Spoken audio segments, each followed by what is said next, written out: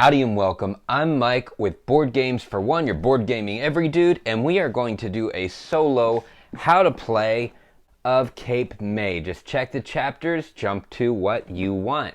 So we're going to start out with what is Cape May. Cape May is by TW Games, designed by Eric Mosso, and you got some beautiful artwork here. It looks like the illustrations are from Michael Menzel. But anyway, the idea of this game is that you are building up this historical town on the east coast of the United States, Cape May.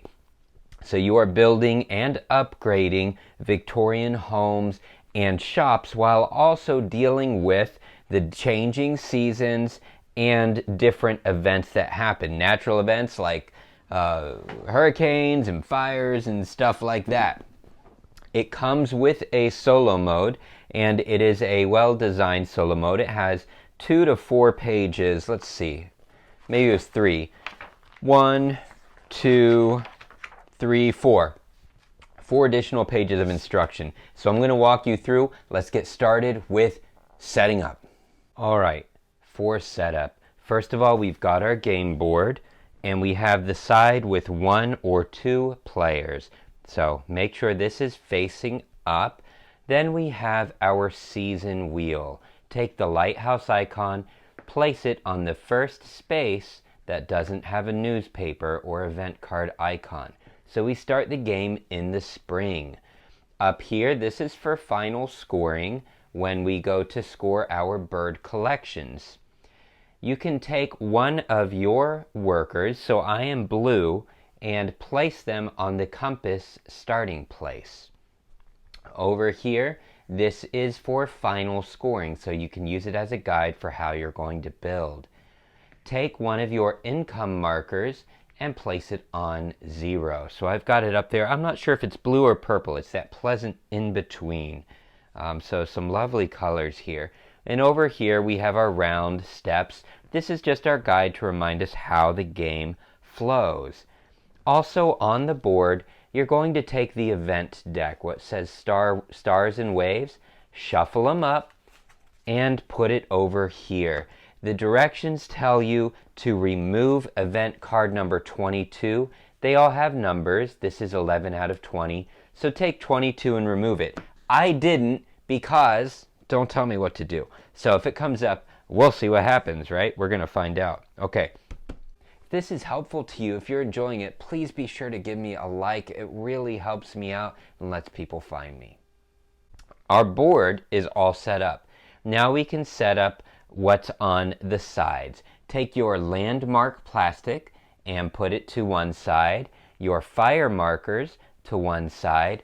Take all of the bird tokens, they look like this, and place them in the bag. Put that to the side. Put a bank of money to the side, and also you're going to go over and you're going to place the activities deck, try and get it without shine there, shuffle it up and put it over here. You can take the bonus deck with the star on it, shuffle it up, put it to the side, leave room for a discard for the activities, and then we have our bonus cards. I think they're all called. These are bonus cards. These are upgrade cards. That's what they are. So maybe they are supposed to go up. Whatever. I found it easier with them facing down. Anyway, these are upgrade cards. Make a pile of gravel, grass, dirt, and sand. The 4 different terrain types you see on the board. The gravel, the grass, the dirt, and the sand. All down there. Flip over the top one and place it to the side, 1 for each. And you'll see that these each carry a bonus on them. Now, let's go ahead and set up the player area. Take 20 coins, so 10, 15, 16, 17, 18, 19, and 20. Boom. Start out with 20 coins. Cool. Start out with your movement cards. Take whatever color you have, and you're going to have 7 movement cards. It doesn't matter what order they're in. That's your hand of movement cards. Place them to the side of your player board. Now take your player board and place your other blue meeple on the 0 space. You're going to use this to track your turns. So when you take 1 turn, 2 turn, 3 turn, just to help you through the round. Draw 2 activity cards and put them into your playing area. My space is a little cramped for the sake of this video. Yours doesn't have to be so cramped, but it does take up some room. Now you're going to draw 4 bonus cards, and you're going to select 2 to keep. I'm not going to focus real heavy on strategy for the sake of time, so I'm going to look and see. These are bonus cards that get scored at the end of the game, so I'm just going to pick 2. 6 points have at least 3 buildings in the dirt zone and at least 3 buildings in the sand zone. Done. I'm going to put that over there. I don't need constant access to it. And let's something that would go with that would be dirt, gravel, most buildings in the depicted region. Sure, let's do it. All right, discard the other 2 bonuses, or just put them at the bottom of the deck, or remove them from the game. I don't care. Do it however you would like. Fantastic. Now, line up all of your shops, or I'm sorry, these would be your shop buildings. What are these called? Businesses. Your businesses and your Victorians. Lay them out. You've got 8 of each. 8, yep, counted right. You're also going to have all of your shop tokens, the little octagons. I hope they're octagons. 1, 2, 3, 4, 5, 6. That would be a hexagon, sir. And then a square. I can do that. These are your cottages. There we go. Put those to the side, and I do believe, my friend, that the player area is set up. Now, let's move on to solo over here. You're going to select one of the AI player boards.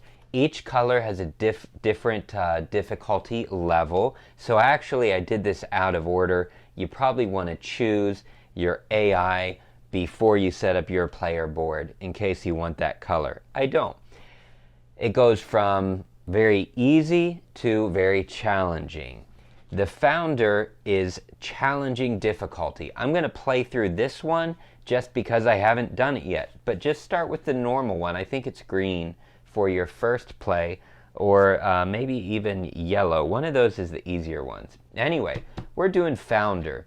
So you're going to take one of your meeples and put it at the season start. So we've got the spring icon. We're starting in spring. Put your little dude there. Take your other little dude and you're going to put him on the bird track. Put him where it says start. Easy.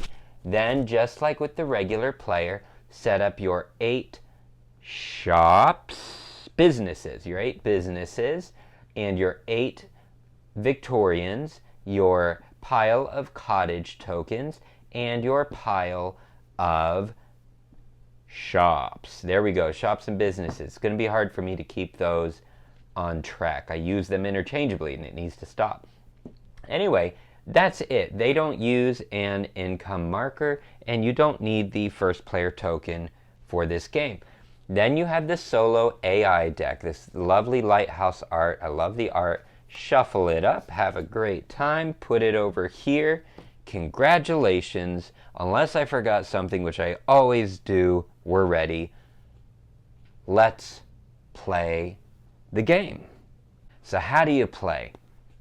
The game takes place over 12 rounds, 3 rounds for each season. We start in the spring, go through summer, fall, and winter. We're going to follow the round steps. Very simple.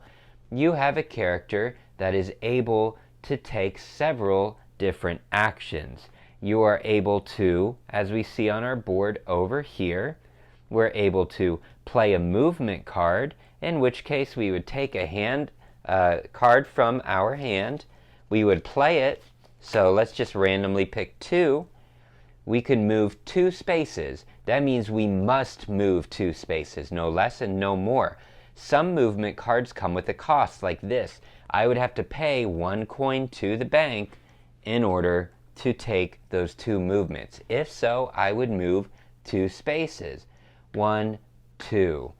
If you land on a space with no symbol, nothing happens. That's your 1 turn. Move your turn marker up. If you land on a bird space, you get to randomly draw 1 token from the bag and place it in your collection. These are worth points at the end of the game. If there's more than 1 bird icon, like down here, then you draw 2 bird tokens and keep them both. If your movement lands you on the lighthouse symbol over here, that means that you're allowed to pay 5 coins in order to build a cottage or a shop on any empty space on the board. The empty spaces, as you can see, are these lots, these squares and these hexagons. Shops go on hexagons and buildings go on squares, like so. If you move and you land on the pier allows you to draw 3 activity cards. 1, 2, 3. Choose 2 to keep, put them in your play area, and discard the other. There we go. We'll just put those right back there. I do wish this game had a cheat sheet for these 2 symbols to remind you, but you just have to memorize that, or, unless I'm missing it on the board, or just refer to the rule book. No super big deal. The other thing with movement is there are movement restrictions. So, if there are no arrows, I can move any direction I want. Let's say that I play a 7. So I played a 2, I moved 2 spaces, got my bird, and then I discarded. That was 1 turn. Let's take another movement. This will be my 2nd turn out of 3, and let's move 7 spaces just for fun. 7 spaces, I have to pay 2 coins to the bank. We'll pretend I paid it. Boom. Now, I can move 1, 2, 3, 4, 5, 6, and 7. I could go all the way there. Remember, you have to go 7 spaces, no more, no less. What you are not allowed to do is to go back a different direction. So if you start going one direction, you must continue until you hit an intersection. I can't go 1, 2, 3, 4, 5, 6, 7. No. You must go whatever direction you choose. You also may not end on the same space that you started, which I'm not sure how that would be possible. Like 1, 2, 3, 4, 5, 6. I'm not sure. I'm not sure how that's even possible. But you can't do it, so don't do it. The other thing is to pay attention to one-way streets, like any city. So, again, if I went this way, I can go that way, or I can go this way. Doesn't matter. But this has arrows showing I can only move that direction. So I can go 1, 2, 3, 4, 5, 6, 7. So I ended here on a one-way street. If I want to move again, let's say I discard that, place it in your discarded movement cards, and I flip over another for my third action. No, you would never move this much in one turn. But I would pay my 1 coin, pretend I paid it, move however many spaces I picked. We'll just stick with that since I paid it. But I can only move this direction because it's a one-way street. So 1, 2, now I have a choice. I can go this way or that way. If I go that way, it's a one-way street until the arrows end. All right, that covers movement rules. You have your discard pile here. It takes us to another action that you can take. We've used all our 3 actions, but let's pretend we didn't. Let's say that I need a 7. So I need to get that back in my hand. I can't play it. I can only play what's in my hand. So I need to retrieve movement cards. Well, that's an action I can take. So take 1 action, retrieve your movement cards, boom, you're refreshed. So you can do that at any time. As you can tell, your turn consists of taking 3 actions. You can take any of the actions on the player board any amount of times that you want, as long as it's legal for you to do it.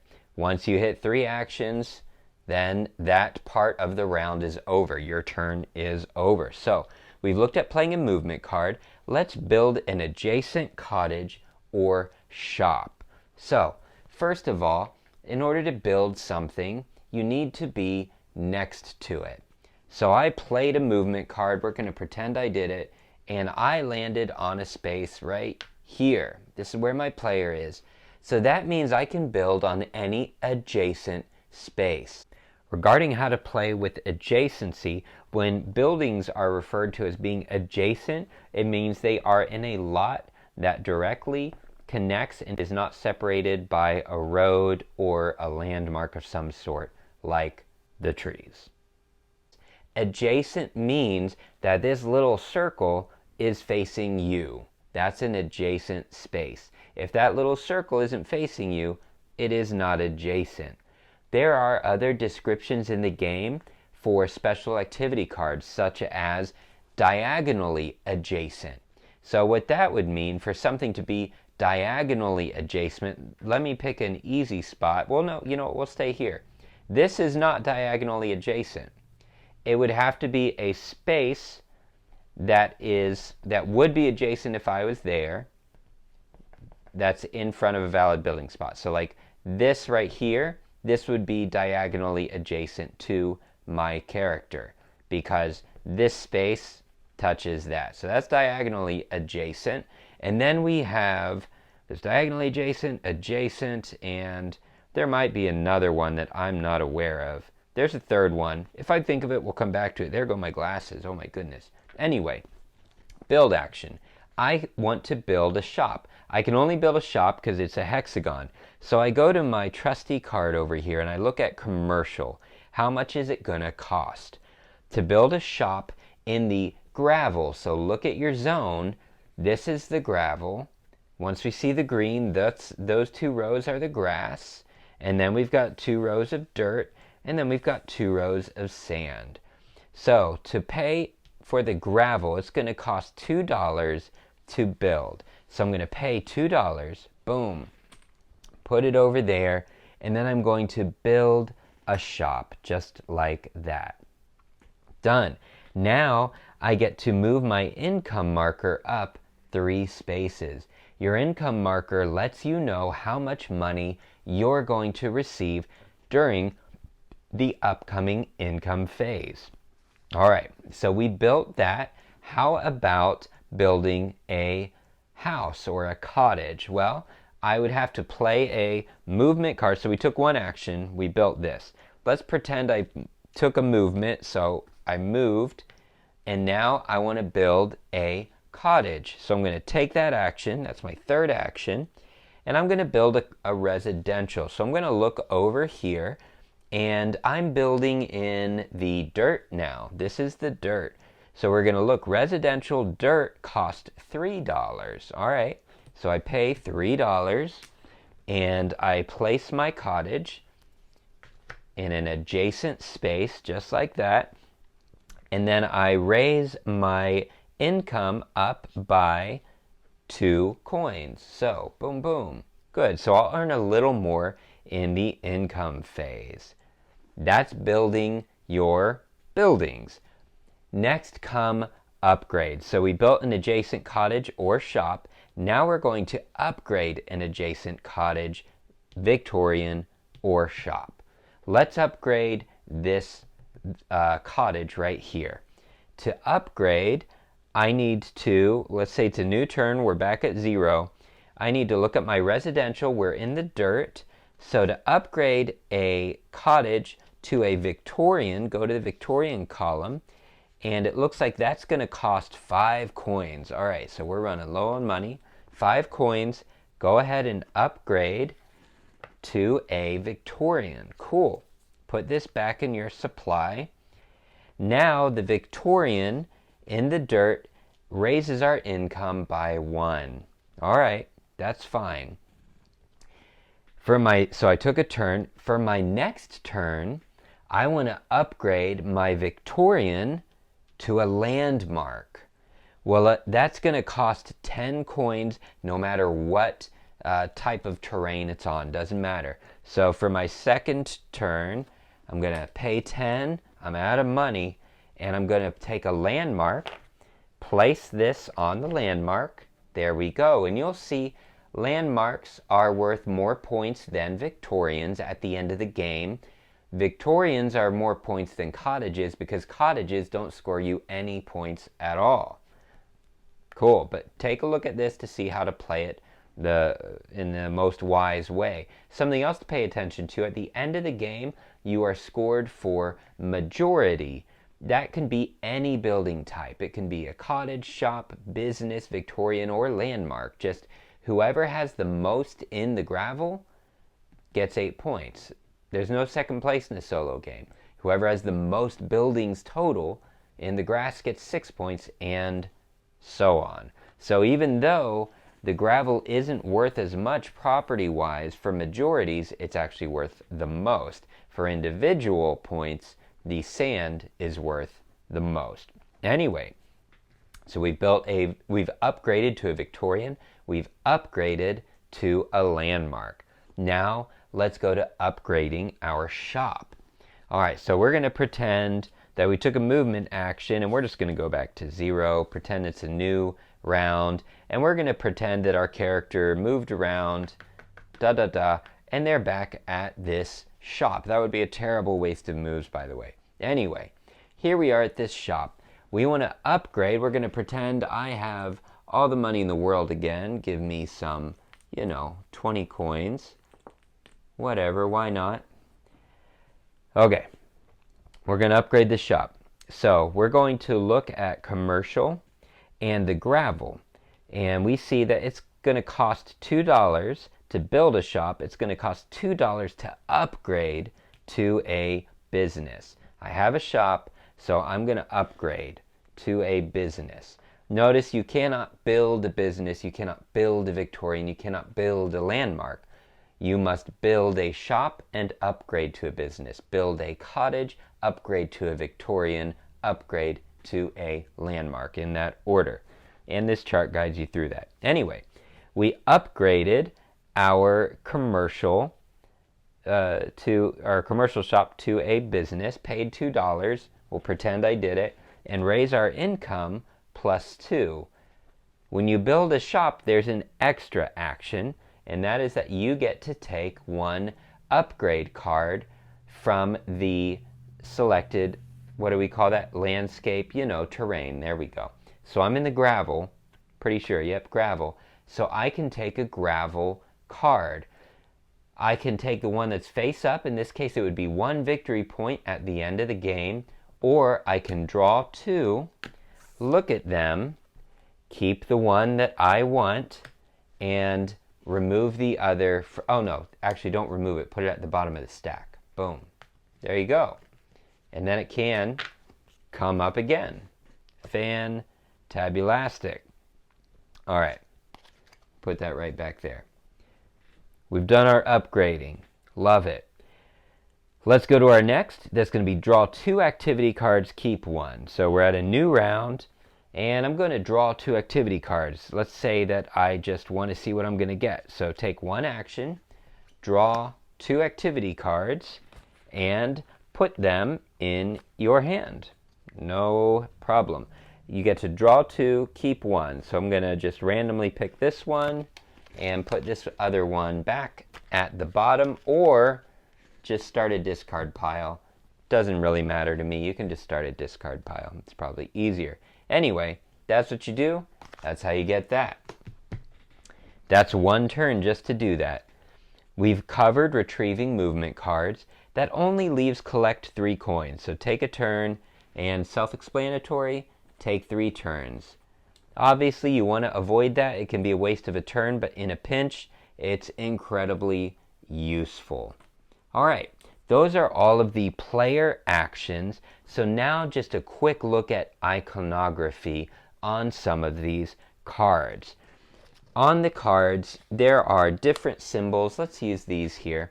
For instance, here on the bonus, this means at the end of the game. So at the end of the game, if you have this arrow with a line, 1 point at the end of the game. There are others that have an exclamation point. That means take this action immediately. There are others still, let's find some that have something great. There we go. Good, this is a good one. It has one time and then a circle going around it, and that means you can play this once every round. So if you have this bonus, you'd put it in your play area. Every round you can do that one time. That one's fantastic.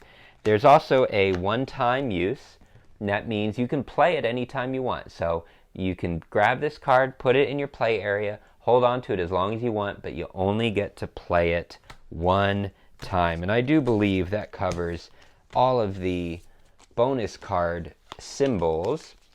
Then we have over here our activity cards.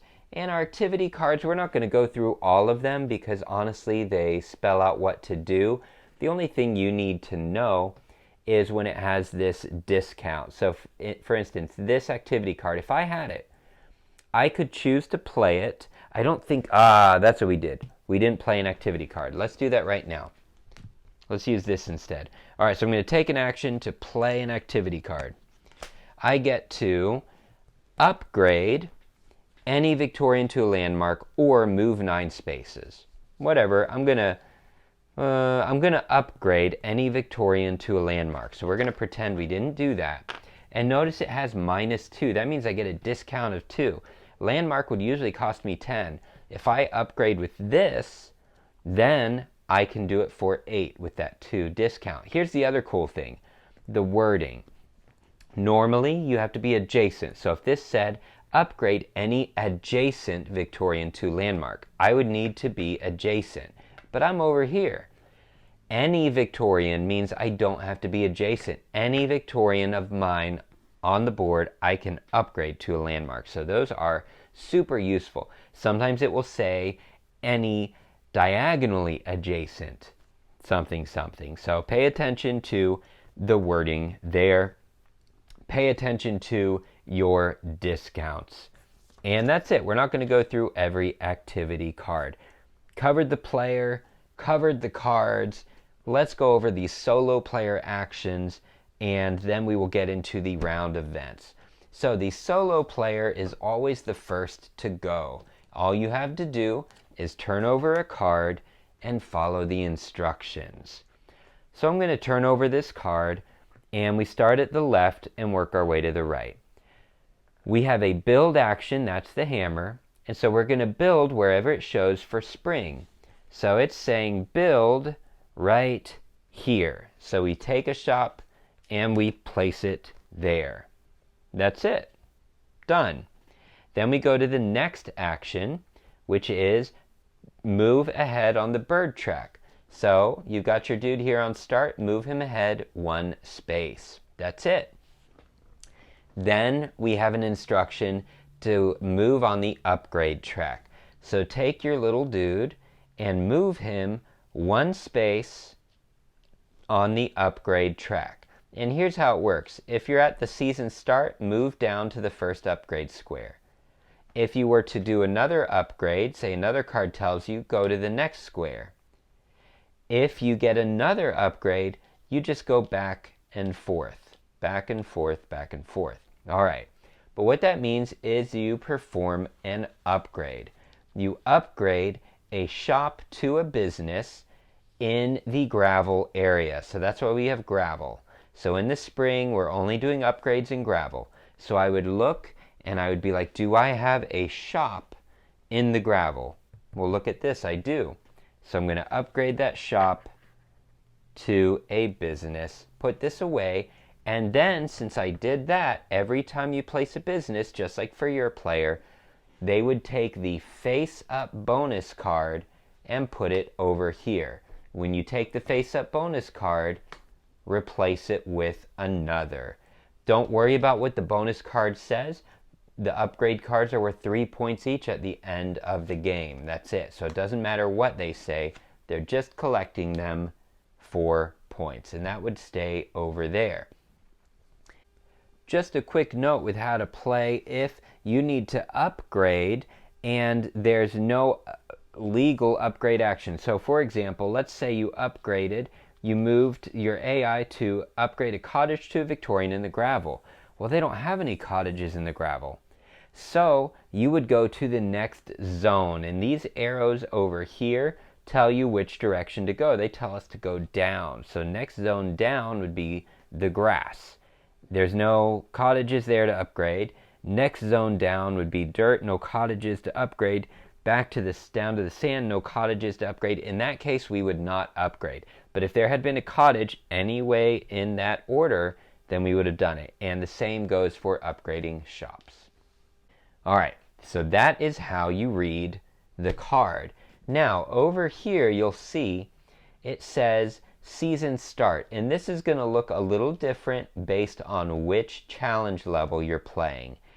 On the challenging difficulty, there is a card icon on each season. That's actually what makes it more difficult. If you were looking at the hard difficulty, the first 3 seasons would have the additional card. And then normal, the first 2 seasons maybe. And then easy, I think there's no bonus cards, something like that. No bonus cards at all.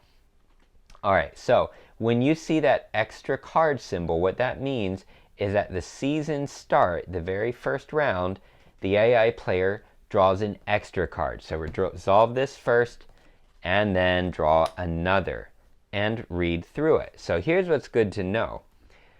If you're building, and this tells me to build in a spring space. Well, let's say that there's already a building there. We're going to pretend that there's already a building and it's right here. So we're going to put one right here. Pretend that's already there. We go here and we're like, it's spring.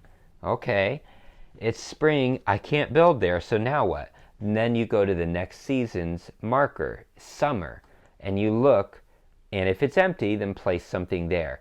If that season's full, go to the next. That would be the fall, and place the building wherever you're told. And then winter. If you get all the way through the seasons and come back to the beginning and cannot place, that's fine. Nothing happens. Move on to the next icon.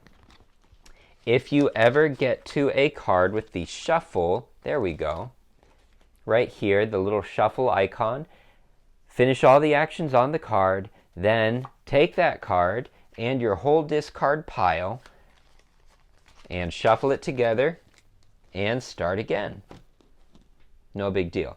So, fairly easy AI to monitor. Don't think I have anything else there for you. So let's go through the event phase and then final scoring. All right. For the event phase, first thing you do in a round. We've got our lighthouse here. We're on our first turn. So on our first turn, we start here. We reveal an event card. Boom. Flip it over. Read it and follow the instructions. That's all. It's very self-explanatory. If there is a wheel icon, it means the effect lasts for the entire round. The words will tell you that too, though, so you don't have to worry. So, flip it over, do the thing. Sometimes an event will require you to discard something. It will either ask you to discard movement cards or coins, something like that. Well, when it asks you to discard movement cards or coins and you don't have enough, here's what you do. So this requires, in the summer, to discard 4 movement cards. Well, I only have 2. So I randomly discard them. What am I going to do with the other 2? Well, let's pretend that I had activity cards. You have to discard 1 activity card for each movement card that you are lacking or in deficit of. So in this case, I'd have to discard 2. If you run out of movement cards and activity cards, then you just stop at that point because you are just bankrupt. And you're good. Now, you'll notice though, normally we would do that. For the first turn, you do not reveal an event card, and you know that because you don't have the event card icon. All right, so very first round of the game, skip step 1. go straight to step 2, take actions. That means solo player goes first. They're going to flip their card, do their thing, and once they're done, then it's your turn to take your 3 actions. Once you're done, then we move the lighthouse to the next round. The next round shows us an event card. So start there, flip it over, do the thing. It's fantastic. Then take the actions. Solo player flips their card, and then you take your 3 turns. Then the round ends and you advance. So here's what's interesting. The only other thing you need to know is the income phase. At the end of every season, when we cross to a new, so when we cross from spring to summer, we have the income phase. During the income phase, you collect whatever amount of money your income marker's at. So in this case, I would collect 8 coins and put them over here. That's the only time that you are able to gain money, so plan accordingly. But you'll see there's also 2 activity cards. So you also get to draw and keep 2 activity cards. Boom, boom. That's it. So they'd stay over there. After you finish that income phase, then proceed as normal. Draw an event card, take your actions, move the lighthouse, move the lighthouse. Once the lighthouse gets to the final winner space, after that round ends, it's time for final scoring. So, for final scoring, as the player, you are going to score for birds in your collections. And the rulebook kind of breaks it down more. There are some special tokens, but basically collections would be, let's say I had a ridiculous amount just for example's sake. Give me something interesting. Give me some bonus interesting ones. I know there's a wild bird in here. One of these is a wild card. Anyway, there's only 3. There we go. So we've got a wild token, and then we have a blimp and a Hindenburg, which I'm going to have to open the instruction booklet because I don't... Oh, nope, it tells me. Good. I love it when the tokens tell me what they are. Most of these are totally normal birds, looking like they got deer in the headlights. There we go. A wild... Ah, there it is. Okay. These are what I wanted to show you. So, all these bird tokens are just normal. This is a wild, so you can make it any bird you want. This is a balloon. It's worth 2 points at the end of the game. This is the Hindenburg. It's worth 3 points at the end of the game because, you know, how cool to see it. All right, but let's pretend I have 1, 2, 3, 4, 5, 6, randomly pull them 7. Okay, so let's say I have these 7 birds that I collected throughout the game, which is actually a lot. That's a whole lot. All right, so score your birds by sorting them into collections. A collection is a series of birds that do not match. So I can't have 2 birds of the same type in a collection unless I've got a bonus card asking me to do otherwise. So I'm going to be like 1, 2, 3, 4, 5. All right, that's one collection of 5 different birds. And I've got another collection of 3 different birds. Okay, cool. So 1, 2, 3, 4, 5. That collection is going to get me 1, 2, 3, 4, 5, 10 points. I get 10 points for that collection. So at the end of the game, I would take my little marker here and go, all right, there's 10 points for that collection. Fantastic. And then 3, 1, 2, 3, that's 5 points. Cool. So there's 15 points for collecting those birds. That's not bad. If I have any gold, every 10 coins is worth 1 point. So we'll pretend I only had 10, so I go ahead 1 point. Then I score my bonus cards, and let's say that I failed at both. So I didn't get any of the bonuses, but I also don't get any negative either. Hopefully you get your bonus cards. Then there are the upgrade cards, and if you have any upgrade cards that are worth points, you apply those as well at the end of the game. I don't have any, so I won't add them. Then we go to scoring over here. Victorians and landmarks and building majorities. If I have the most buildings in the gravel, which in this case it's a tie, in this case of a tie, you split it evenly. So I would get 4 and the AI opponent would get 4 as well. So no majority. Grass, let's see. They have that. Nope, nobody has grass. Nobody has any grass, so nobody gets it. Then the dirt, well, the AI opponent has it, so they would get 4 points for that. They would go 1, 2, 3, 4. Fantastic. And then sand, nobody has, so, oh, yeah, they do. We're going to pretend they have 1. So they would get 2 points for that majority. After you've done majorities, score for all your Victorians. Every Victorian in the gravel is worth 1 point. Every Victorian in the grass is worth 2. In the dirt, 3, and so on. In the sand would be worth 4 points.